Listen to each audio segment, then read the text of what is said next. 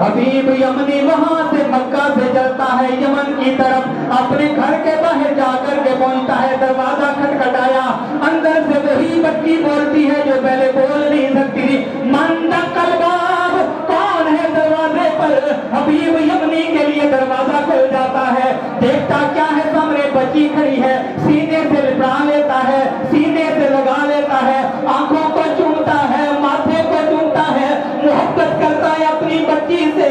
پیار کرتا ہے اپنی بچی سے, اور کہتا ہے بیٹا یہ تو بتاؤ نا یہ معجزہ کیسے ہو گیا, کیسے اللہ نے صحت عطا فرمائی؟ بچی کہتی ہے ابا حضور تھوڑی دیر پہلے آپ کے آنے سے پہلے ایک کالی زلفوں والا ہمارے گھر میں آیا تھا. میاں صاحب کہتے ہیں ہوڑ تھوڑی دیر ہی پہلے, ہوڑ تھوڑی دیر سی آیا ایک کالی زلفاں والا,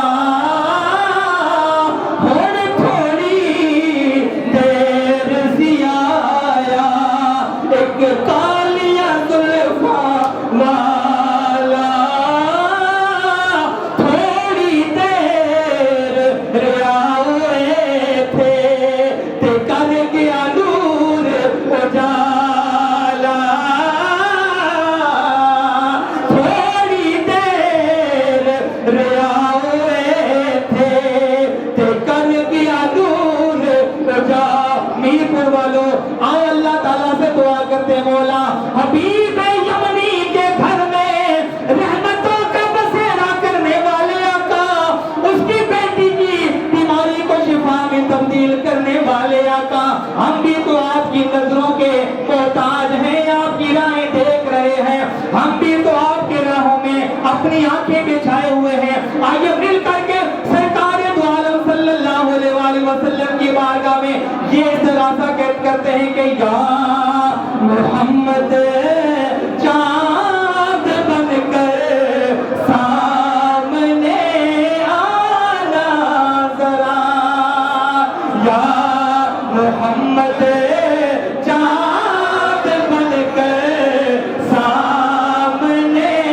آنا ذرا. جس کی تمنا ہے وہ, جس کی تمنا ہے, جس کے دل کی تڑپ ہے وہ کہے باقیوں کو چھٹی. یا محمد چاند بن کر سامنے آنا ذرا, یا محمد چاند بن کر سامنے آنا ذرا, یا محمد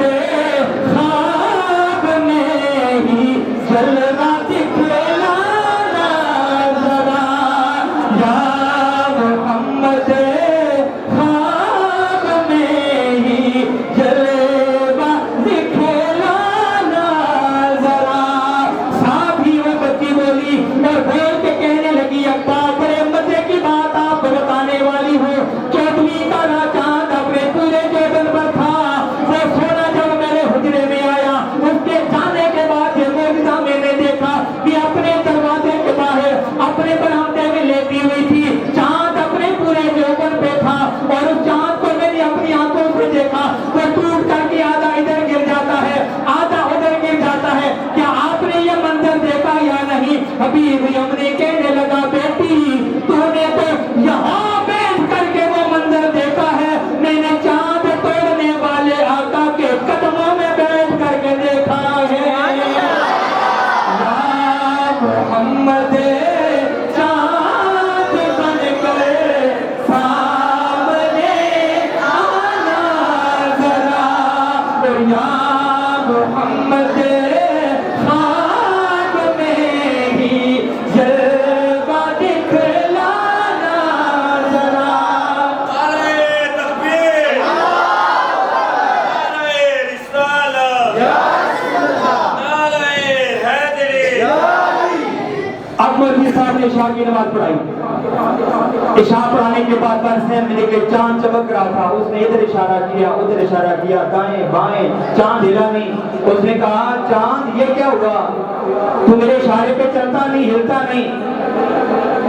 ایک زمانہ وہ بھی تھا، ایک ہستی ایسی بھی تھی، ان کی انگلی اٹھتی تھی چاند تو دو ٹکڑے ہو جاتا تھا، میرا اشارہ نہیں مانتا۔ چاند کہتے تیری بات نہیں مان سکتا، میں تجھے جانتا ہی نہیں، تجھے پہچانتا ہی نہیں، لیکن وہ جن کے اشارے پہ دو ٹکڑے ہوتا تھا انہیں تو جانتا ہوں، انہیں تو پہچانتا ہوں، وہ میرے بھی چاند ہیں، ان سے محبت کرتا ہوں، اور وہ میرے لیے بھی اللہ کے رسول بن کے آئے ہوئے۔ تاجدار ختم نبوت زندہ باد، زندہ باد، تاجدار ختم نبوت زندہ باد، زندہ باد، تاجدار ختم نبوت زندہ باد، زندہ باد۔ تو ورفعنا لک ذکرک، اس ذکر کی بلندی کا ایک منظر یہ آپ دیکھتے ہیں کہ کائنات کی ہر چیز جانتی ہے کہ رسول اللہ کے رسول ہیں۔ وہ دیکھیے بخاری کی روایت، مسجد النبوی کا پر نور ماحول، جمعے کا دن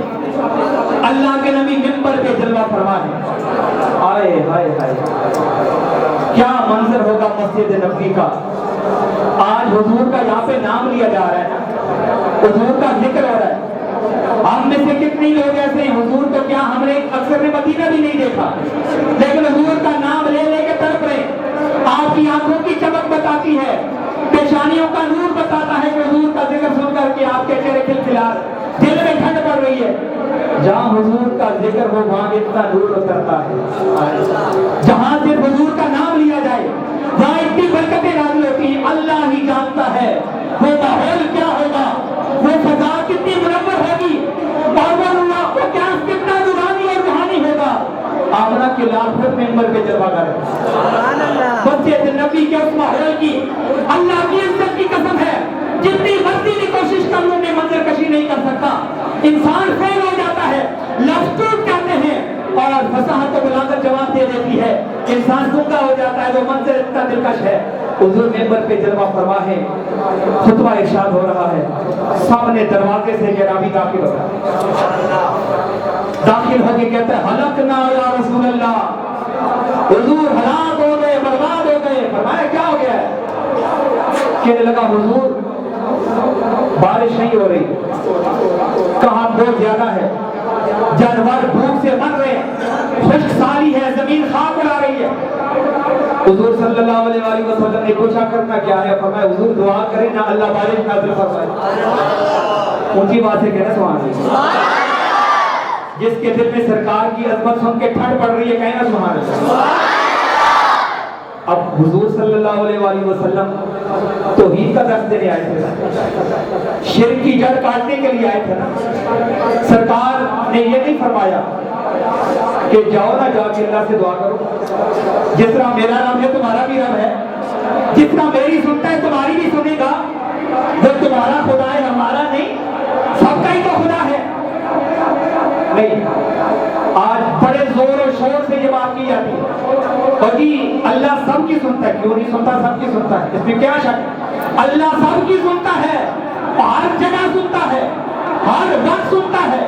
ہر گھڑی سنتا ہے، دن کو پکارو پھر بھی، رات کو پھر بھی، مسجد میں پکارو پھر بھی، گھر میں پکارو پھر بھی، دل سے پکارو پھر بھی، زبان سے پکارو پھر بھی، ہر گھڑی سنتا ہے،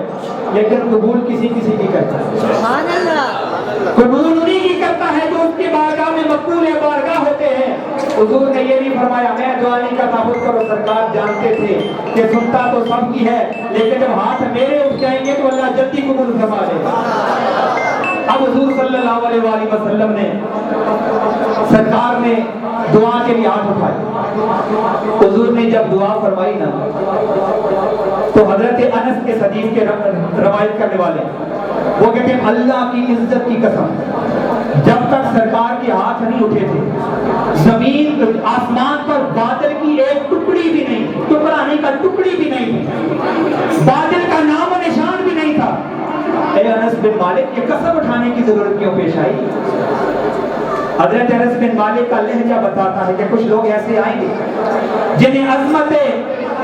مصطفیٰ پر یقین نہیں ہوگا، حضور کی عظمت کا انکار کریں گے۔ حضرت انس نے کہا مجھے قسم ہے رب ذوالجلال کی،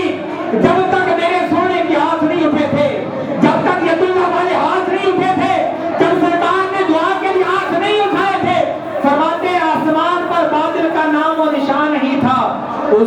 ہاتھ اٹھائے جب سرکار نے دعا فرمائی اللہ کی عزت کی قسم اٹھا کے کہتے ہیں جب حضور نے اپنے ہاتھ اپنے داڑھی چہرہ انور پہ پھیرے سرکار کے مبارک چہرے سے بارش کے قطرے ٹپک رہے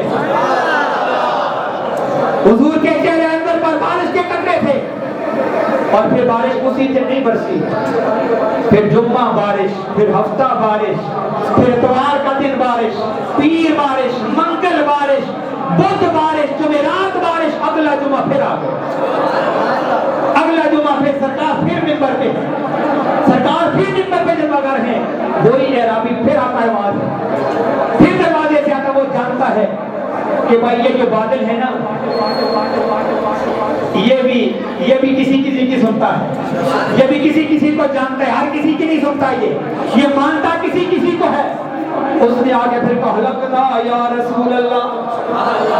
ہلاک ہو گئے حضور فرمایا اب کیا ہوا ہے حضور مکان گرنے لگے ہیں جانور جو ہیں ان کے لیے راستے بند ہو گئے حضور اب کیا دعا کرنی ہے حضور دعا کریں نہ اللہ بارش کو ٹال دے یہ بارش ختم ہو جائے اس وقت ہمارے ملک میں سیلاب کا زمانہ ہے اللہ تعالیٰ سے دعا کرتے ہیں حضور کے ان اٹھے ہوئے ہاتھوں کا صدقہ اللہ اس آزمائش سے سب کو محفوظ کرے بلند آواز سے کہے آمین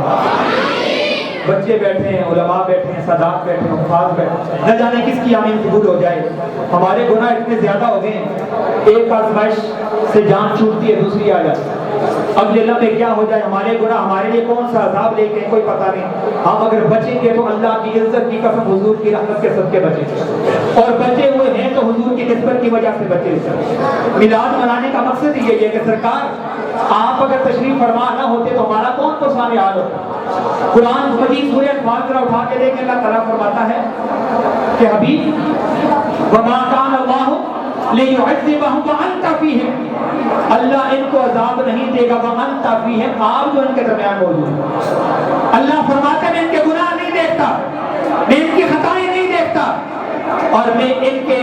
اعمال نہیں دیکھتا اے حبیب میں آپ کے چہرے کی طرف دیکھتا ہوں جب آپ کی طرف دیکھتا ہوں تو عذاب ٹال دیتا ہوں اور آگے اگلا حصہ آیت کا یہ حصہ اگلا حصہ یہ ہے کہ اے حبیب اس لیے بھی میں ان کو عذاب نہیں دیتا کہ ان میں کچھ استغفار کرنے والے لوگ پتہ یہ چلا کہ حضور کا وجود بھی باعث رحمت ہے استغفار کرنا بھی باعث رحمت ہے لیکن اللہ نے استغفار کو بعد میں رکھا حضور کا وجود پہلے بیان پر